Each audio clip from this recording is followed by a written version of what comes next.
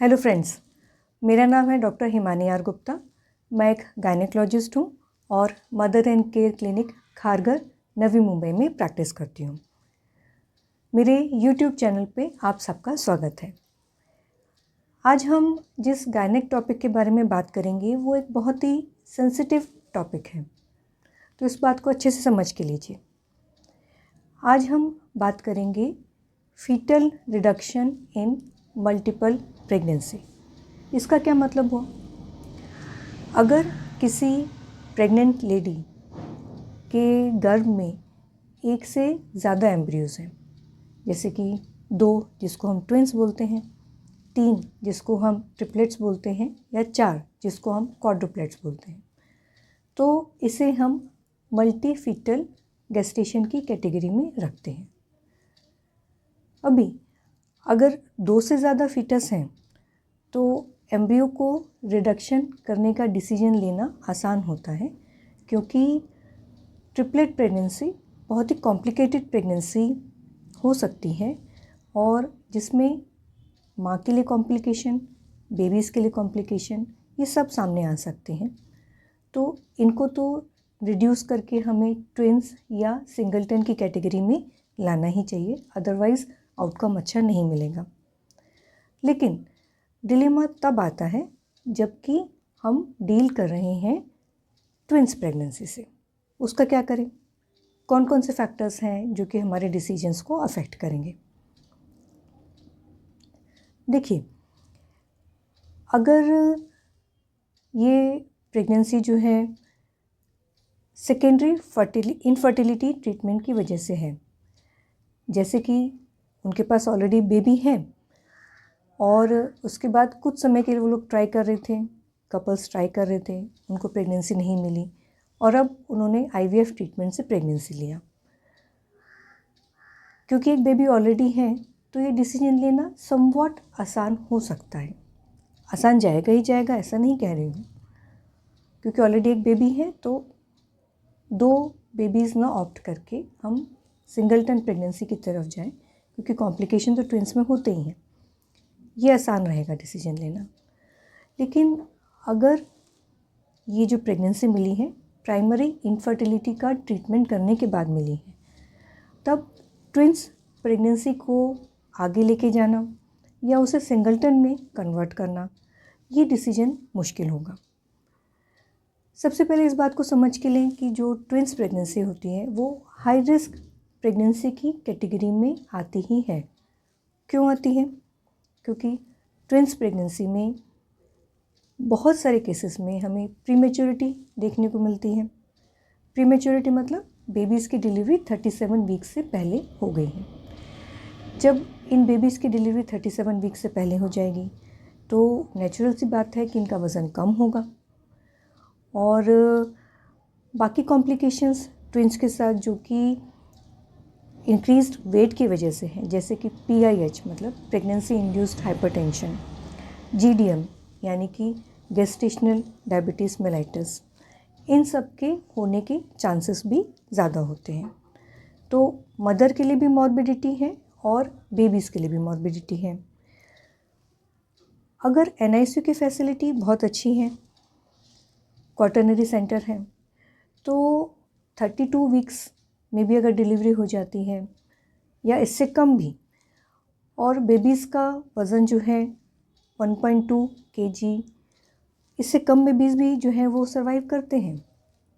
लेकिन इन बेबीज़ का NICU stay काफ़ी लंबा हो जाता है। उनको जो है गले में ट्यूब डाल के, जिसको हम वेंटिलेटर सपोर्ट बोलते हैं, वो भी देने की ज़रूरत पड़ती है और इन बेबीज़ का लॉन्ग टर्म फॉलोअप पीडियाट्रिशियन के पास में रखना पड़ता है, ताकि हम देख सकें कि क्या इनका मानसिक विकास ठीक हो रहा है, इनके कॉग्निटिव फंक्शंस, इनके बिहेवियरल फंक्शंस, इनका अटेंशन स्पैन, इनका स्पीच, इन सब चीज़ों के ऊपर काफ़ी लंबे समय तक हमें नज़र रखनी पड़ती है। तो पेरेंट्स के लिए काफ़ी मुश्किल की बात हो सकती है। इम्पॉसिबल है ये नहीं कह रही हूँ, लेकिन मुश्किलें बढ़ जाती हैं जब भी प्रीटर्म डिलीवरी होती है। फिर एक और बात है कि जब प्राइमरी इनफर्टिलिटी और एडवांस मैटरनल एज, ये दोनों चीज़ें सामने आती हैं। तो मदर के लिए भी तो परेशानी है। जब मदर की एज 35 इयर्स या इससे ज़्यादा हो तो हो सकता है को एग्जिस्टेंट मेडिकल कंडीशंस हों। कौन कौन सी? जैसे उनको बीपी की प्रॉब्लम हो सकती है, जैसे कि उनको शुगर की प्रॉब्लम हो सकती है, और तभी वो माँ बनी। इन सब चीज़ों के साथ में जब प्रेगनेंसी का डिसीजन लिया जाता है तो एंटीनेटल पीरियड में काफ़ी मुश्किलों का सामना करना पड़ सकता है, और उस पर से अगर ट्विंस हैं तो और भी ज़्यादा। लेकिन कैसे कहेंगे किसी माँ को कि अब आपको प्रेगनेंसी मिली है तो इसमें से एक रिड्यूस करें? इमोशनल डिसीजन है, बहुत सोच विचार के ही ये, और बहुत काउंसलिंग करने के बाद में ही इस डिसीजन को लेना चाहिए। इन्फॉर्म्ड कंसेंट के साथ में लेना चाहिए। ट्विंस में एक और बात सामने आती है कि प्रेशर की वजह से, क्योंकि 2 बेबीज़ अंदर है ना, तो उनके प्रेशर की वजह से सर्विक्स कभी कभी गिव अवे करती है और प्रीटर्म डिलीवरी की तरफ जाती है।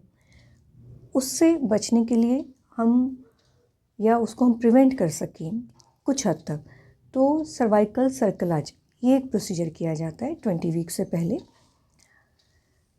इससे भी सर्वाइकल लेंथ को जो है हम मेंटेन कर पाते हैं, प्रीटर्म डिलीवरी को हम कुछ हद तक बचा सकते हैं, ताकि बाद में जाके हमें premature rupture of membranes, preterm delivery, इन सब चीज़ों के साथ में डील ना करना पड़े। अभी देखिए, अगर डिसीजन ले भी लिया कि फीटल रिडक्शन करना है, कोई सा भी प्रोसीजर हम चूज़ करें अकॉर्डिंग टू गेस्टेशन एज, कुछ ना कुछ कॉम्प्लिकेशंस तो उनके साथ इनहेरेंट रहती ही हैं।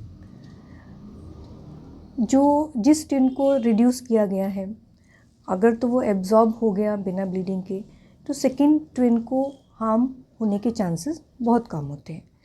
लेकिन अगर वो उसका रिमूवल वे ऑफ ब्लीडिंग हुआ तो उसके साथ में सेकंड ट्विन को भी हार्म होगा, इसके चांसेस बढ़ जाते हैं।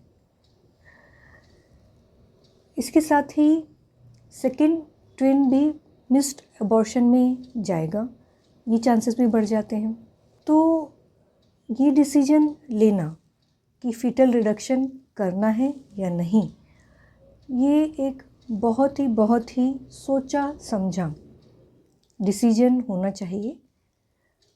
पूरी बातें समझ के लें अपने डॉक्टर के साथ, सब रिस्क एंड कॉम्प्लिकेशन, आपका अपना प्रोफाइल क्या है, आपकी अपनी एज क्या है, आपकी अपनी कैपेसिटी क्या है, ये सब बातें भी, आपकी फ़िटनेस क्या है, फ़िज़िकल फ़िटनेस क्या है, ये सब भी डिसाइडिंग फैक्टर्स होते हैं कि फीटल रिडक्शन का डिसीजन लेना है क्या, या इसी ट्विन प्रेगनेंसी को हमें आगे कंटिन्यू करना चाहिए। तो दोस्तों, आज का टॉपिक यहीं तक। इसी तरह गायनेक और हेल्थ रिलेटेड वीडियोस देखने के लिए आप मेरे चैनल को शेयर करें, लाइक करें, सब्सक्राइब करें। Thank you.